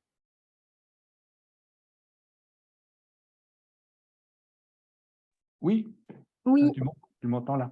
ouais. Oui, en fait, ça va vraiment dans le sens de ton explication. Et que le flag shame, c'est un mouvement des pays du Nord qui casse le narratif joyeux de l'aviation. C'est-à-dire que, effectivement, si on arrive à montrer aux gens que c'est beaucoup plus négatif de prendre l'avion que positif, en fait, on va déclencher un peu ce système de honte de prendre l'avion. C'est ça qui va venir en premier. Donc, l'image de l'avion, ça va être une honte. Et petit à petit, c'est quelque chose qui va se développer et qui va permettre à une utilisation de plus en plus faible de l'avion. En fait, je pense que, je vois par exemple, si nous, on devait prendre l'avion aujourd'hui, on aurait honte, quoi. Et une fois que ce mouvement est engagé, c'est gagné, quoi. Voilà, donc c'est un peu... Je pense qu'avec les arguments que tu donnes, c'est quelque chose qu'on peut mettre en place chez les autres aussi et que petit à petit va détruire le narratif positif de l'aviation classique. Ouais. Alors, oui, et ouais. C'est effectivement, hein, de toute façon, le FlixCam, quand Greta Thunberg a été pas mal médiatisée en 2018-2019, et que ce mouvement, en fait, arrivait sans forcément que ça vienne d'elle, hein, mais voilà, elle a été beaucoup médiatisée.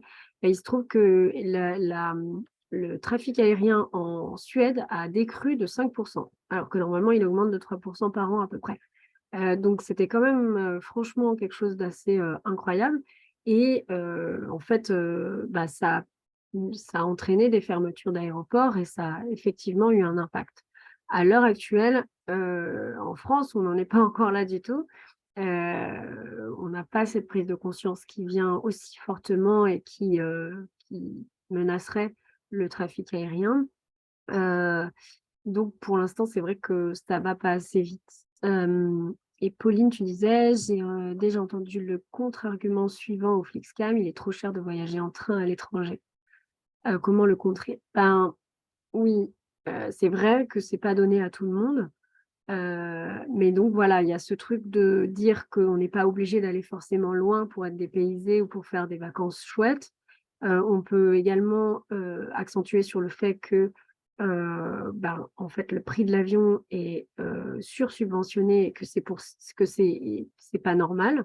Bon, ça va pas forcément changer la mobilité des gens, mais en tout cas, ça montre au moins que il y a quelque chose d'anormal ici et que c'est souvent en fait finalement le contribuable qui met la main au portefeuille pour payer les voyages des autres.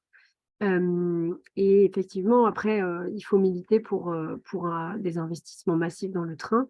Il y a eu une bonne nouvelle là, récemment du gouvernement avec plus de 100 milliards qui vont être investis dans le train. Mais cette bonne nouvelle est teintée de toujours la mauvaise nouvelle qu'il n'y a rien sur l'avion. Donc en fait, on peut toujours investir tout ce qu'on veut. Si on ne régule pas l'avion, ça ne va pas forcément avoir un impact. Comment faire bouger les politiques là-dessus? Il y a plein de choses et à la fois pas, enfin, c'est pas évident, mais on y travaille. Alexandre, tu proposes de questionner la nécessité du voyage en avion. Ouais, moi je pense que ça c'est vraiment un chouette biais, enfin un bon angle, parce qu'en fait, souvent après ça revient à questionner aussi le rythme auquel on vit dans la société, par exemple, le fait que beaucoup de gens aussi considèrent que c'est tout à fait normal de prendre des vacances très loin, qu'on les a bien méritées quand on a beaucoup travaillé ou quand on a un certain statut social. C'est aussi malheureusement en fait un marqueur d'un statut social, prendre l'avion. Et donc, essayer d'expliquer qu'en fait tout ça ne va pas de soi, que c'est pas parce qu'on a travaillé comme un dingue qu'on a le droit de cramer en fait la planète, ça peut être assez intéressant et important, ouais. Et ouais, donc le prix de l'avion n'est pas le vrai prix, tout à fait d'accord, Catherine. Et voilà, et tout à fait, ce sont les contribuables qui payent la plupart du temps, malheureusement. Et donc, en fait, on est tous et toutes à payer pour qu'une minorité s'envoie en l'air. Voilà. Il y avait d'autres questions ou d'autres remarques à ce stade-là? Eh bien, si ça vous va, je passe à la suite. Donc, il nous reste plus trop de temps. Enfin, il nous reste juste le temps qu'il faut pour vous montrer en fait les narratifs que nous, on a donc établis et qui sont disponibles dans le guide et qui sont des choses sur lesquelles on vous conseille de baser votre communication si vous êtes actif sur la question du trafic aérien ou si vous avez envie d'en parler autour de vous. Aurélien a une bonne question, je ne l'ai pas vue.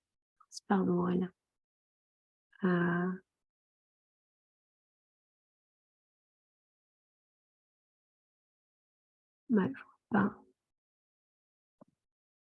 vois pas la question d'Aurélien. Si jamais tu peux la réécrire ou la dire, si tu veux prendre la parole. Oui, j'ai l'impression en fait depuis tout à l'heure que tu vois pas mes questions, je sais pas pourquoi. C'était comment contrer l'argument de la culpabilisation. Ça va avec le Flixcam, mais Le fait de... ça revient tout le temps sur l'aérien et le reste. Merci. De rien. Ouais, en fait, il faut faire gaffe à ce qu'on dit aux gens parce que c'est vrai qu'on peut, on peut provoquer énormément de réactance si on dit aux gens ce que tu fais, c'est de la merde. parce que très clairement, s'ils n'ont pas le même degré de prise de conscience et de connaissance du sujet que vous, ils ne vont pas forcément comprendre pourquoi vous leur dites ça, et du coup, ils vont continuer à le faire, voire le faire encore plus, parce qu'ils se disent ouais, ces écolos, ils veulent juste nous empêcher de vivre, etc. etc. Donc, globalement, nous, ce qu'on dit, c'est que ce qui est important, c'est de ne pas culpabiliser les personnes. C'est-à-dire que on vit tous quand même dans un système, on n'a pas choisi de vivre dans un endroit où il y avait des vols à 29 € et que du coup, ben, certes, c'est pas bien de les prendre, ces vols, mais c'est pas non plus, on va pas faire porter le chapeau et culpabiliser la personne, enfin, bon voilà, ça va être contre-productif de faire ça. On va plutôt s'attaquer à démanteler le système et donc à faire en sorte d'obtenir des régulations qui permettent que ces vols n'existent plus ou que la publicité pour ces vols n'existe plus, ou etc. Donc, je vous déconseille effectivement, si vous parlez en tête-à-tête avec quelqu'un, de le culpabiliser sur son recours à l'avion, mais par contre, vous pouvez amener progressivement un certain nombre d'éléments qui feront que cette personne va se conscientiser davantage et peut-être prendre moins l'avion. Voilà. Mais effectivement, je pense qu'il y a c'est important aussi que les narratifs soient positifs, en fait. C'est ce qu'on disait un peu tout à l'heure, c'est que ça ne marche que si c'est positif. Régis. Oui, tu m'entends? Oui. Ah, super, merci. En fait, à plusieurs reprises, tu as dit c'est le contribuable qui paye au bout du compte. Et alors, sauf erreur de ma part, bon, j'ai eu deux, trois moments de blanc. Je ne sais pas si tu as explicité ce que tu veux dire par là. J'ai ma petite idée, mais bon, c'était juste pour peut-être que tu explicites ça. Ouais, pas de souci. Effectivement, je n'ai pas été très explicite là-dessus. C'est le fait que donc non seulement le secteur aérien, enfin le carburant, le kérosène n'est pas taxé, mais donc ça c'est pas nous qui payons, c'est juste qu'il y a un manque à gagner pour les recettes de l'État sur cette question-là, et c'est d'ailleurs colossal. Mais par ailleurs, le secteur aérien bénéficie également d'énormément d'exonérations de subventions en fait, publiques qui lui sont allouées pour le maintenir. Donc, c'était le renflouement pendant le Covid, mais c'est aussi toutes les régions qui subventionnent leur aéroport régional pour maintenir des lignes pour cause d'attractivité du territoire. Ce qui reste encore à prouver souvent parce qu'en fait, il y a autant de personnes qui partent que de personnes qui viennent. Mais bref, il y a vraiment là-dessus en fait un effort financier qui est consenti par toute la société, alors que les personnes qui prennent l'avion en France ne sont pas non plus toute la société. Enfin, en tout cas, il y a une répartition qui se fait plutôt en faveur des classes moyennes et supérieures et pas du tout en faveur des classes moins aisées. Et d'ailleurs, ce qu'on peut remarquer aussi, c'est qu'il y a beaucoup d'arguments du secteur aérien qui nous dit oui, mais on a démocratisé l'avion et donc c'est génial. Certes, dans les années 70, l'avion était hors de prix et il n'y avait que certaines personnes qui pouvaient se le permettre.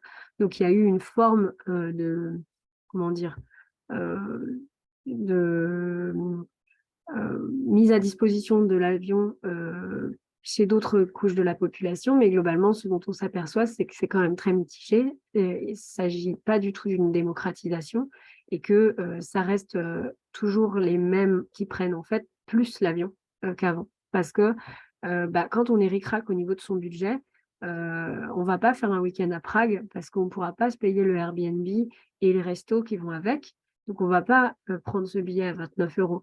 Alors que quand on fait partie de la classe moyenne et qu'on peut se payer la suite, on va en général prendre ce billet. Et donc, ce que montrent certaines études là, c'est que le secteur aérien ne s'est pas démocratisé concrètement à ce qu'il veut nous faire croire.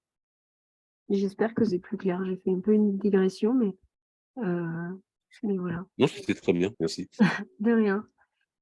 Et du coup, je file sur les nouveaux narratifs, comme ça, je vous les présente rapidement et on peut se garder encore des petites réactions sur la fin.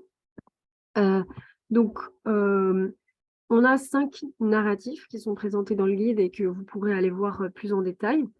Et à chaque fois, ces narratifs remplacent, entre guillemets, un narratif antérieur qu'on avait l'habitude, enfin, en tout cas, un axe de communication qu'on avait l'habitude de porter et qu'on essaye de moins porter pour porter davantage ces narratifs-là. Donc, les nouveaux narratifs, c'est En l'air et contre tous, Destination commune, comme le nom du guide, L'avion vert, c'est à terre, Atterrir en douceur et Profiter pleinement du voyage.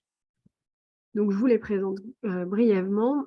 Destination commune, c'est en gros le fait de dire qu'on est un peu tous dans le même bateau, mais pas avec les mêmes degrés, mais que globalement, la majorité de la population mondiale souffre de l'expansion de l'aviation, ou en tout cas aura à subir des conséquences liées à cette expansion, et que cette expansion, plus globalement, dans le modèle économique actuel, elle est motivée par le profit et pas forcément par le fait de rendre un service ou quoi. Enfin, il n'y a pas une volonté très bienfaitrice dans l'industrie aérienne. Donc, la croissance du secteur aérien, elle porte atteinte au monde naturel et aux humains, et elle porte atteinte également à la santé des humains et à plein de communautés locales dans le monde. Et donc, en fait, ce qu'on essaye de promouvoir, c'est une destination commune dans laquelle on pourrait toutes et tous prospérer, dans laquelle il y aurait de la place pour tout le monde, et pas dans laquelle certains écrasent les autres. Donc, les choix en fait, de transport devraient être formulés dans ce cadre-là. Et par ailleurs, ce qu'on dit aussi, c'est que la réduction du trafic aérien, elle n'est pas seulement, enfin, il ne faut pas la voir comme quelque chose de mauvais, parce qu'elle peut créer de nouvelles opportunités. Elle libère en fait des ressources pour imaginer et concevoir une mobilité juste, une mobilité qui prend le temps en fait de voyager et pas qui veut tout de suite très vite. Ensuite, on a le narratif En l'air et contre tous. Donc là, ce qu'on essaye de montrer, c'est que donc c'est plutôt l'autre côté, le côté des personnes du secteur qui souhaitent continuer à pousser son expansion. Donc le secteur aérien est motivé par le profit et il nous escroque, puisqu'en général, il profite de l'argent du contribuable, il s'offre un tour gratuit aux dépens des autres et il vole avec ou il vole l'argent public et permet à une minorité fortunée ou en tout cas privilégiée de polluer aux dépens de tous. Et les aéroports et les compagnies aériennes sont des voisins encombrants qui s'enrichissent en empêchant les communautés de dormir la nuit et en rejetant des polluants, des fumées toxiques. Donc ça, c'est voilà, le deuxième narratif et on retrouve un certain nombre d'histoires et de chiffres qui vont avec ces narratifs-là dans le guide. Donc ça, c'est juste une petite, voilà, brièvement. L'avion vert, c'est à terre, donc c'est le narratif sur le greenwashing. On va du coup expliquer qu'en fait, l'avion vert, ça n'existe pas. L'avion qui est respectueux de l'environnement, c'est l'avion qui reste au sol, que les compensations sont un permis de polluer, que toutes les agrocarburants ou autres en fait sont également des gouttes dans l'océan de pollution du secteur aérien, que l'avion à hydrogène relève du mythe et que en fait les énergies renouvelables, parce que souvent on nous dit oui, mais on va avoir plein d'énergies renouvelables, donc on pourra voler. En fait, les énergies renouvelables, on aura besoin pour autre chose. Elles sont plutôt rares et elles ne devraient pas être gaspillées pour un trafic aérien excessif. Alors évidemment, si c'est pour des évacuations sanitaires ou autre chose, on ne dit pas que l'avion doit forcément s'arrêter complètement et qu'on ne doit plus jamais voler. Mais en revanche, pour la plupart des voyages, il n'est pas forcément nécessaire de recourir à l'avion pour en fait se sentir bien dans ses baskets. Voilà. Et par ailleurs, la mobilité, elle n'est pas du tout équitable pour tous et toutes. C'est quelque chose qu'on n'a pas développé ici. Mais le fait que nous, Européens, on ait des visas pour la plupart des pays du monde, Ce n'est pas du tout le cas pour d'autres personnes. Et en soi, ça représente déjà une injustice finalement, le trafic aérien, il faut se dire que c'est plutôt un truc de personnes du Nord qui veulent aller dans les pays du Sud et pas l'inverse. Voilà. Le 4e narratif, c'est atterrir en douceur. Donc, c'est le narratif qui essaye de cadrer sur la transition du secteur aérien et de ses travailleurs et travailleuses. Donc, comme je vous le disais, le changement se fera de manière planifiée ou subie. Il faut que ce soit de manière planifiée pour que tout le monde aille bien et pour qu'on prenne soin les uns des autres. Et pour garantir donc un atterrissage en toute sécurité, il faut réduire l'industrie aérienne et il faut le faire de manière planifiée, en concertation avec les salariés du secteur. Et il ne faut pas considérer ces salariés comme la variable d'ajustement d'un secteur qui est complètement impréparé à l'heure actuelle à ce qui va se passer. Donc, il faut freiner l'expansion et puis progressivement décroître. Et enfin, dernier narratif, profiter pleinement du voyage, c'est un peu celui que vous avez esquissé dans vos réponses avec le FlixCam. C'est le fait de voyager différemment. Et ça ne devrait pas être différemment, tout le monde devrait faire comme ça, mais bref, c'est voyager comme s'il y avait un avenir, donc voyager pour préserver l'avenir, parce qu'en fait, on n'a pas de droit, a priori, à polluer. Et on peut faire vivre des aventures pas très loin, ou bien aller plus loin, mais prendre le temps de le faire. Et surtout, on peut s'épargner des déplacements, notamment des déplacements professionnels qui peuvent être hyper contraignants et qui sont contraints par la pression sociale, en fait, des obligations professionnelles, alors que parfois, il suffit de dire « non, ce déplacement-là, je ne le ferai pas ». On peut avoir un patron qui comprend ça tout à fait. Donc voilà. Et comme je le disais, c'est aussi un narratif qui promeut le rapport aux autres. C'est vrai que quand on se déplace par voie terrestre et qu'on a plusieurs étapes à faire pour arriver d'un point A à un point B, on n'est pas jet-lagué comme ça d'un coup. Et en général, en fait, on en retire une grande joie et souvent beaucoup de bonheur. Voilà. Hop, j'ai fini. Je vous propose de réagir. Alors, je n'ai pas regardé vos questions. Alors, pourquoi abandonner les 5 narratifs? Alors, je vais reprendre là où j'étais. Si vous voulez mettre des étoiles, n'hésitez pas. Vincent, pourquoi abandonner les 5 narratifs? C'est parce que ce n'était pas vraiment des narratifs. Enfin, c'était des axes de communication qu'on avait, mais ils n'étaient pas cadrés comme des narratifs. Et là, on les a cadrés différemment pour pouvoir avoir plus d'impact dans notre communication. On peut toujours dire greenwashing, il n'y a pas de souci. Hein, tout le monde comprend ce mot et c'est même OK. Les salariés de l'aviation civile ont des formations à Toulouse pour lesquelles ils se rendent en avion. Oui, ça ne m'étonne pas, Pauline, malheureusement. Et effectivement, il y a tout un travail à faire au sein des institutions et des organisations pour faire changer les modes de déplacement. Merci Catherine et Marie. Et merci Wilfried et Patrick. Écoutez, s'il n'y a pas d'autres questions, n'hésitez pas. Hein. Mais donc, s'il n'y a pas d'autres questions, cette formation, de toute façon, je vous renverrai la captation vidéo. Elle se trouvera en ligne sur notre chaîne YouTube. Et puis, je vous enverrai le PowerPoint. Et si jamais parmi vous, il y a des personnes qui ont envie de la faire vivre, de la propager, n'hésitez pas à revenir vers moi pour devenir multiplicateur, multiplicatrice, donc être à même de la donner. Tout le contenu existe, il suffit de travailler un peu ensemble pour se former, mais ça peut être un très bon outil à diffuser autour de vous. Oui, Marine, la formation de la semaine prochaine sera aussi enregistrée, si je ne me plante pas. Donc, a priori, Martine, pardon, elle sera disponible aussi. Pas de souci. Eh ben, merci à toutes et tous d'avoir été là et bonne soirée et à la semaine prochaine pour celles et ceux qui peuvent. Salut, Merci salut. beaucoup, c'était super. Merci, bonne soirée. Bonne soirée. Au revoir. Bonne soirée. Merci. Merci.